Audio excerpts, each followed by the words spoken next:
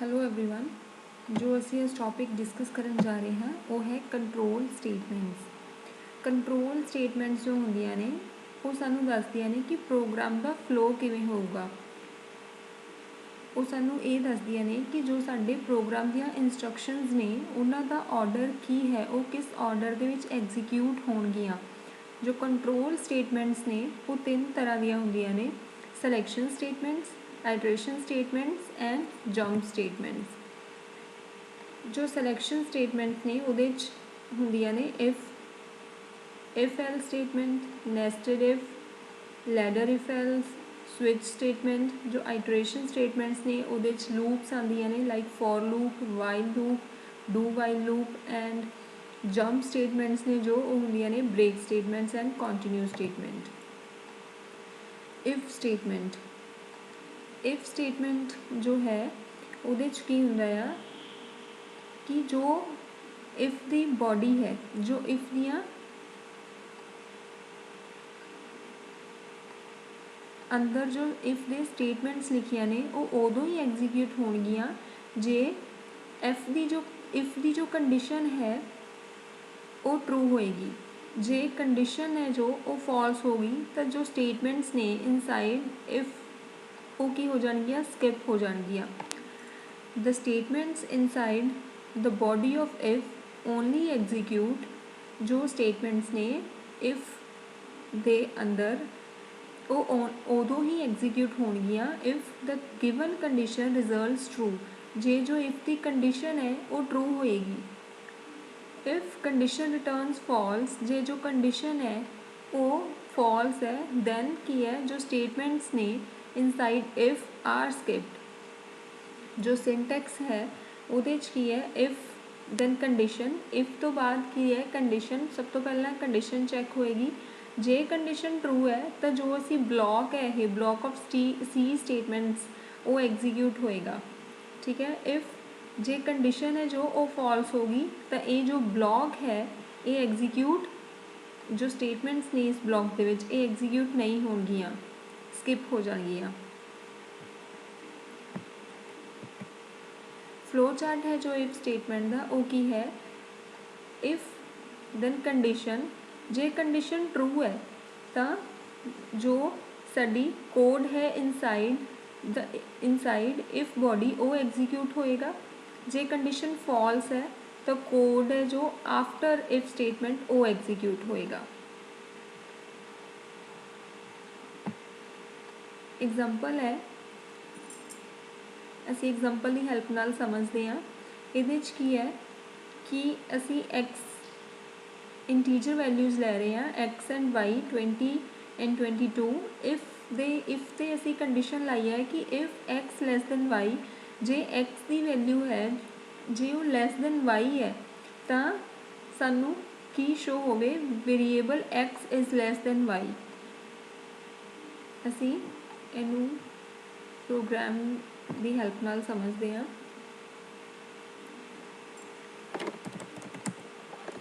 Int X ਦੀ ਕੋਈ value ਹੈ suppose 20, Y ਦੀ ਕੋਈ ਵੈਲਿਊ ਹੈ ਸਪੋਜ਼ 24। ਇਫ ਤੋਂ ਬਾਅਦ ਕੀ ਹੈ, ਸਿੰਟੈਕਸ ਦੇ ਵਿੱਚ ਅਸੀਂ ਕੰਡੀਸ਼ਨ ਲਗਾਉਣੀ ਹੈ। ਅਸੀਂ ਕੰਡੀਸ਼ਨ ਲਾ ਰਹੇ ਹਾਂ if X less than Y. ਜੇ ਐਕਸ ਦੀ ਵੈਲਿਊ ਵਾਈ ਤੋਂ ਘੱਟ ਹੈ ਤਾਂ ਸਾਨੂੰ ਆਊਟਪੁੱਟ ਕੀ ਸ਼ੋ ਹੋਵੇ, printf x is less than y।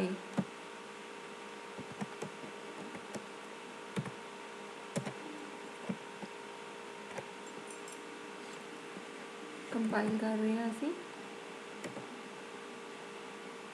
Okay,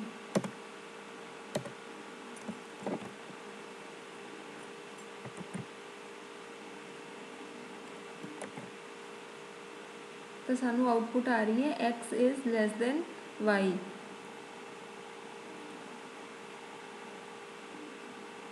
ਕਿਉਂ ਆ ਰਹੀ ਹੈ? ਕਿਉਂਕਿ ਅਸੀਂ जो x की वैल्यू है वो साडी 20 है एंड y की वैल्यू 22 है, मीनस x की वैल्यू साडी y तो घट है, तो असी कंडीशन भी वही लगा रहे हैं कि if x less than y, J x की वैल्यू y तो घट है तो सानू प्रिंट होवे variable x is less than y। J x की वैल्यू है जो वो ज़्यादा होएगी y तो साडी प्रिंटफ वाली जो साडी प्रिंटफ के इनसाइड लिखा है वो एग्जीक्यूट नहीं होएगा, प्रिंटफ वाली स्टेटमेंट एग्जीक्यूट नहीं होएगी जे असी जो वैल्यू है एक्स की वो असी वाई तो ज़्यादा ले लाँगे। 26 सपोज किया,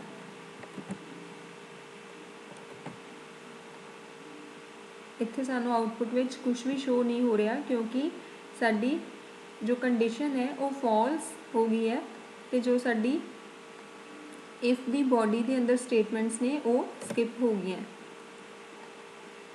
नेक्स्ट है if else statement. If condition returns true, जे साडी कंडीशन है जो वो ट्रू होएगी इफ एल्स दे विच, दैन जो स्टेटमेंट्स ने inside the body of if are executed, जो इफ दी अंदर स्टेटमेंट्स ने लिखियां वो एग्जीक्यूट होणगियां एंड जो एल्स के अंदर असी स्टेटमेंट्स लिखिया ने वो स्किप हो जाएगियाँ। बट जे जो कंडीशन है वो फॉल्स होएगी, पहला असी ट्रू की गल की सी कि जे कंडीशन ट्रू है तो साडियाँ इफ दे अंदर वालियाँ स्टेटमेंट्स एग्जीक्यूट होणगियाँ, एल्स दे अंदर वालियाँ स्किप हो जाएगियाँ। बट जे कंडीशन है जो वो फॉल्स है दैन की होएगा, जो स्टेटमेंट्स ने लिखिया हुई इफ दे अंदर वो स्किप हो जाएगियाँ एंड जो स्टेटमेंट्स एल्स दे अंदर ने वो एग्जीक्यूट होणगियाँ। देखते हैं असी इहदा सिंटैक्स। सिंटैक्स दे विच की है कि इफ है उस तो बाद की है कंडीशन। हुण जे कंडीशन ट्रू होएगी तो की होएगा, statements inside body of if ये एग्जीक्यूट होणगियाँ। जे कंडीशन साडी फॉल्स होएगी तो जो एल्स दे अंदर स्टेटमेंट्स ने वो एग्जीक्यूट होणगियाँ, इफ दियाँ जो स्टेटमेंट्स ने वो स्किप हो जाएगियाँ। फ्लो चार्ट है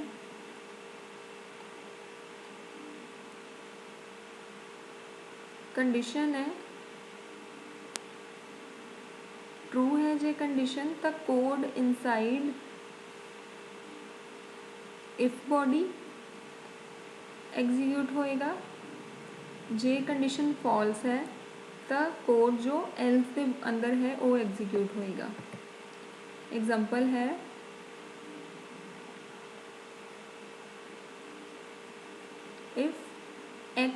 इफ ए लेस दैन 20, जे ए की वैल्यू असी 100 लई है, जे ए की वैल्यू लेस दैन 20 है तो की होएगा ए इज़ लेस दैन 20, तो जो इफ के अंदर ने वो एग्जीक्यूट होणगियाँ। बट इत्थे की है कि ए की वैल्यू जो है वो असी 100 लै रहे हैं जो कि 20 तो ज़्यादा है, मतलब कंडीशन साडी फॉल्स हो रही है, तो ये साडे एल्स के अंदर वालियाँ जो स्टेटमेंट्स ने वो एग्जीक्यूट होणगियाँ। एग्जांपल असी रन करके समझते हैं।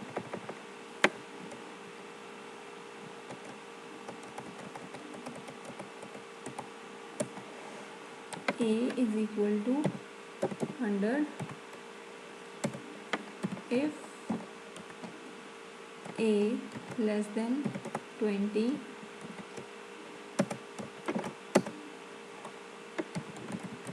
printf A is less than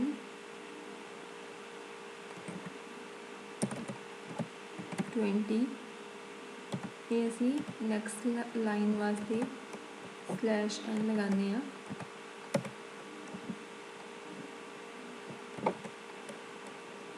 else की होएगा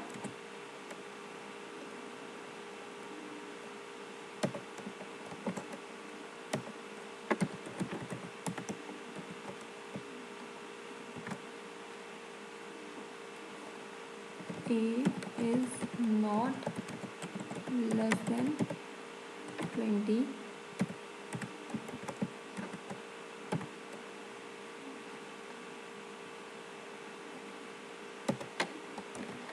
ਅਸੀਂ ਇੱਥੇ ਇੱਕ ਹੋਰ printf ਲਗਾ ਰਹੇ ਹਾਂ ਜਿਹਦੇ 'ਚ ਅਸੀਂ ਵੈਲਿਊ ਪ੍ਰਿੰਟ ਕਰ ਰਹੇ ਹਾਂ ਕਿ ਵੈਲਿਊ a ਦੀ ਅਸੀਂ ਕੀ ਲੈ ਰਹੇ ਹਾਂ। Value of a is integer value ਹੈ, ਇਸ ਕਰਕੇ ਅਸੀਂ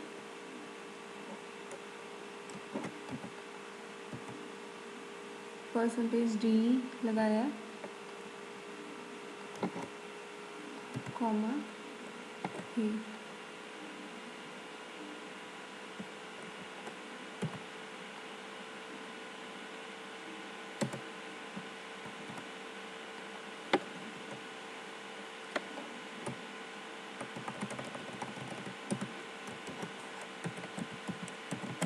value of a is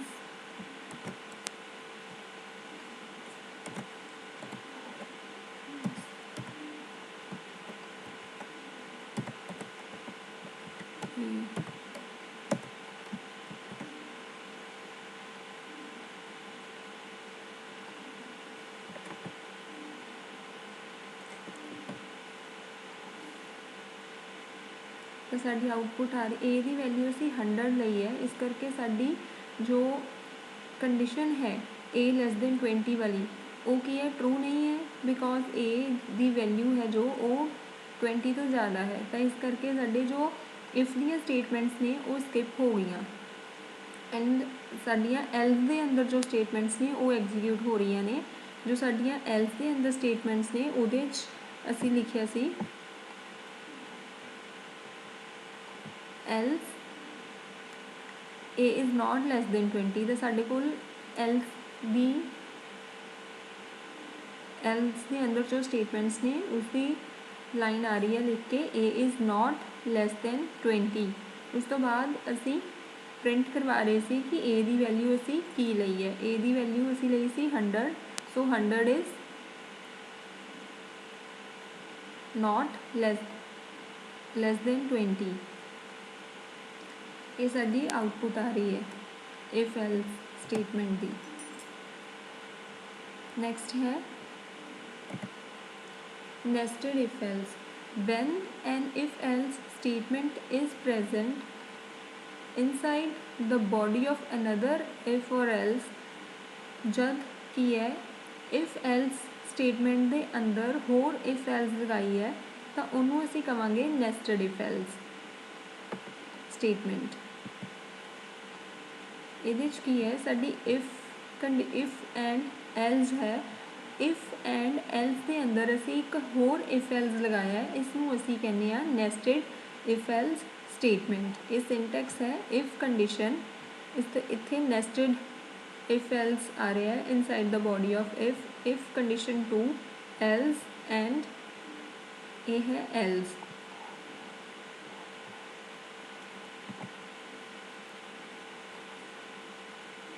example है ए की वैल्यू असी ली है 20, बी की ली है 30। If A not equal to B, जे ए है जो बी के इक्वल नहीं है तो प्रिंट होवे A is not equal to B. ठीक है, उस तो बाद असी नेस्टिंग कर रहे हैं, असी नैक्सट कंडीशन लगा रहे हैं, नैक्सट इफ लगा रहे हैं। If A is greater than B तो सानू प्रिंट होवे A is greater than B else B is greater than A. Next else लगा रहे हैं A is equal to B. Program की हेल्प नाल समझते हैं।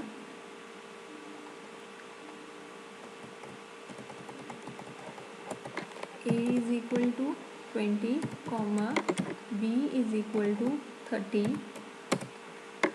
इफ लगा रहे हैं असी इफ कंडीशन की है साड़ी A not equal to B, जे ए बी दे इक्वल नहीं है तो सानू आउटपुट की आवे प्रिंट एफ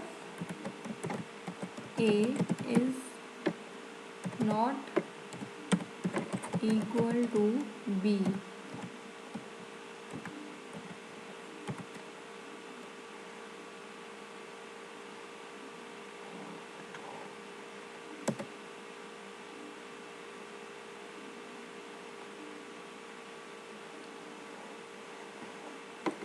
if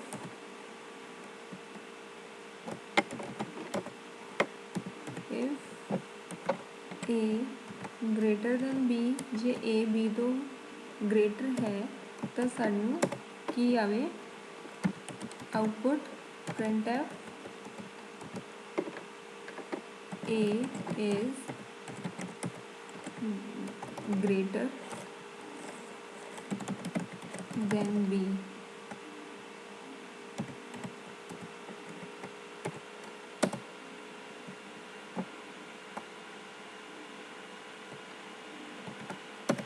else की आवे साडी आउटपुट printf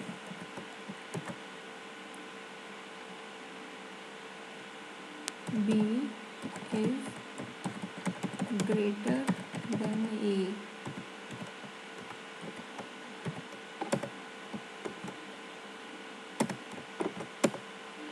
else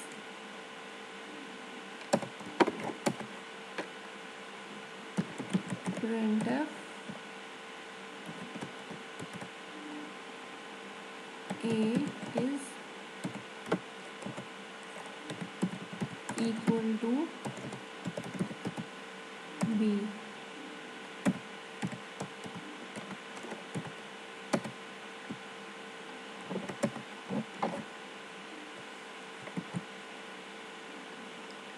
इसी आउटपुट देख रहे हैं, साडी आउटपुट आ रही है A is not equal to B and B is greater than A. साडी आउटपुट फर्स्ट लाइन च आ रही है A is not equal to B. A की वैल्यू सी 20 ਲਈ है, B की 30, सो दोनों इक्वल नहीं है। इस करके सानू जो आउटपुट आ रही है वो इफ के अंदर वाली जो असी प्रिंट एफ लगाई है वही आउटपुट आ रही है कि A is not equal to B. Then उस तो बाद की है असी नैक्सट कंडीशन जो लगाई है, नैक्सट जो इफ लगाया वो असी लिखा if A greater than B, जे A B तो वड्डा है तो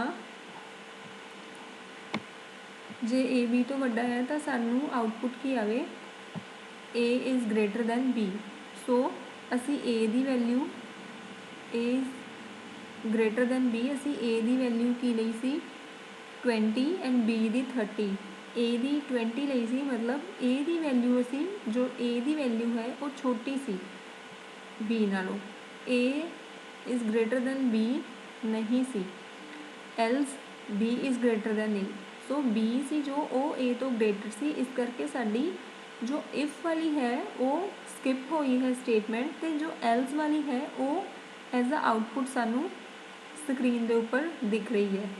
उस तो बाद साडी एल्स की कंडीशन सीगी कि A is equal to B. Else वाली कंडीशन साडी इत्थे एग्जीक्यूट नहीं होएगी क्योंकि साडी जो इफ के अंदर वाली स्टेटमेंट सी, इफ के अंदर असी लिखा सी कि A is not equal to B. So असी A की वैल्यू 20 ली सी, B की 30 जो इक्वल नहीं सी, तो साडी इफ के अंदर वाली स्टेटमेंट एग्जीक्यूट हो गई एंड एल्स के अंदर वाली स्किप हो गई. नेक्स्ट है स्विच स्टेटमेंट. स्विच जो स्टेटमेंट है वो असी यूज़ करते हैं when we have multiple options and we need to perform a different task for each option. switch के स्टेटमेंट असी यूज़ करते हैं जदों साडे कोल मल्टीपल ऑप्शनस हुंदियां ने एंड असी डिफरेंट हरेक ऑप्शन के उपर कोई डिफरेंट टास्क परफॉर्म करना होंदा है. जो सिंटैक्स है इहदा वो की है स्विच का, switch integer expression then case constant 1,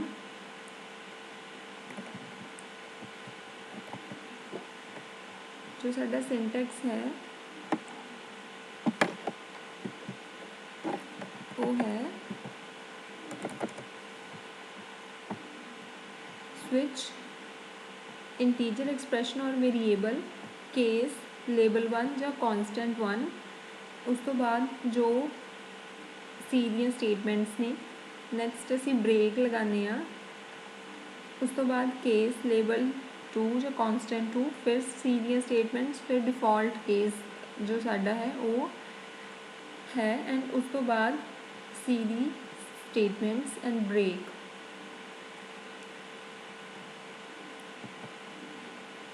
flow chart है जो वो है एक्सप्रैशन है केस वन तो जब असी केस वन पर जावांगे तो जो कोड है केस वन के अंदर जो स्टेटमेंट्स केस वन के अंदर ने वो एग्जीक्यूट होणगियां। केस टू ते जावांगे तो जो टू के अंदर ने वो एग्जीक्यूट होणगियां। केस थ्री के अंदर केस थ्री दी स्टेटमेंट्स दैन डिफॉल्ट के अंदर डिफॉल्ट ब्लॉक है जो वो एग्जीक्यूट होएगा। एग्जाम्पल है असी आई की वैल्यू की ली है 2 स्विच कोई वेरीएबल असी क्या सी जां कोई असी क्या सी इंटीजर एक्सप्रैशन तो असी इत्थे आई लिया मीनस आई की वैल्यू की है 2 असी आई की वैल्यू जब 2 दे रहे हैं तो इस केस दे विच case one print I am in case one case two है केस थ्री है एंड डिफॉल्ट है। हुण असी इनू रन कर रहे हैं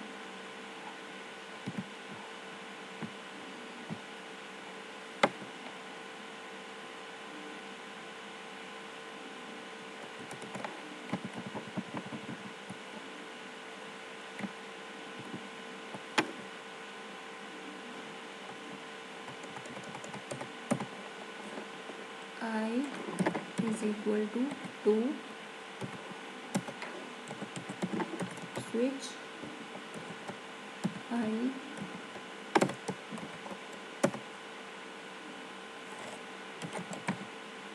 केस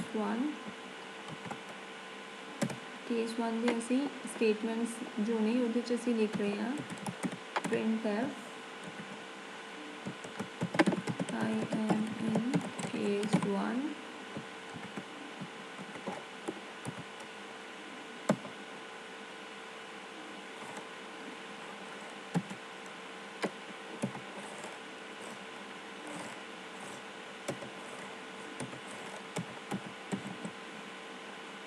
ब्रेक केस टू के अंदर जो स्टेटमेंट्स ने उसे लिख रहे हैं I am in case two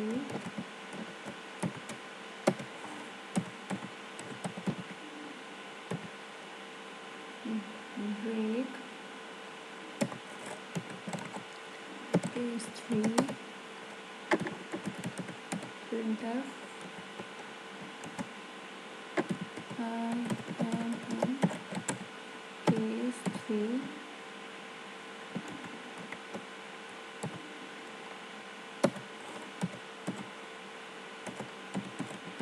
break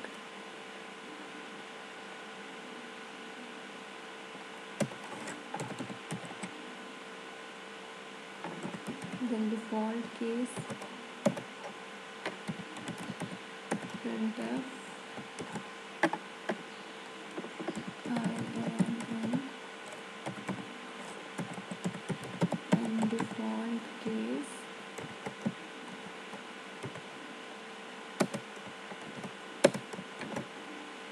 ਅਸੀਂ ਕੰਪਾइल कर रहे हैं then रन कर रहे हैं तो साढ़े को आउटपुट जो है वो आ रही है आई एम इन केस वन। क्यों? क्योंकि असी आई की वैल्यू है जो वो इत्थे 2 दिती है मीनस असी केस 2 दे विच हाँ केस वन स्किप हो रहा है उस तो बाद 2 है जो साढ़े को आई एम इन केस 2 वो एज आ आउटपुट असी देख रहे हैं स्क्रीन के उपर।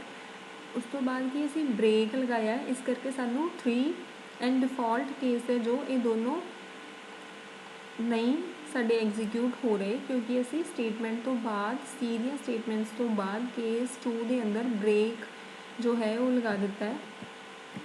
जब असी ब्रेक लगा दें तो उस तो बाद साडियां नैक्सट स्टेटमेंट्स एग्जीक्यूट नहीं होंदियां बट जे असी इत्थे ब्रेक नहीं लगावांगे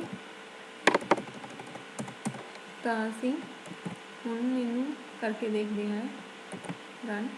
तो साढ़े को आ रहा है आई am in case 1, I am in case 3, I am in default case, तीनों आ रही है क्योंकि असी जो साडी केस 2 है उस तो बाद स्टेटमेंट्स तो बाद असी ब्रेक नहीं लगा रहे।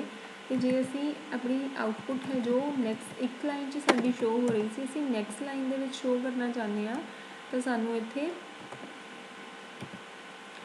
/n लगाना पएगा।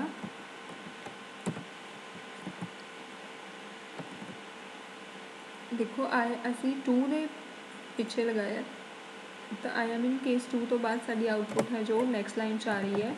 जे असी चाहते हैं कि साडियां अगला भी जो साडी है लाइन नैक्सट दे विच आउटपुट आवे तो उहदे लई भी सानू सेम /n लगाना पएगा। Then compile and run.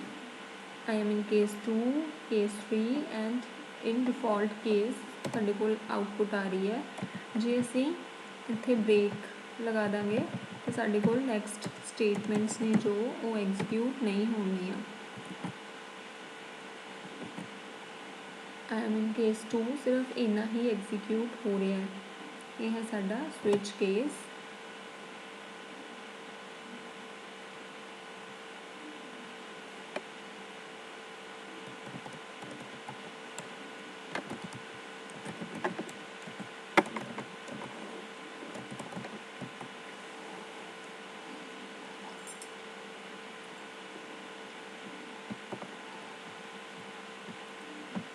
उस तो बाद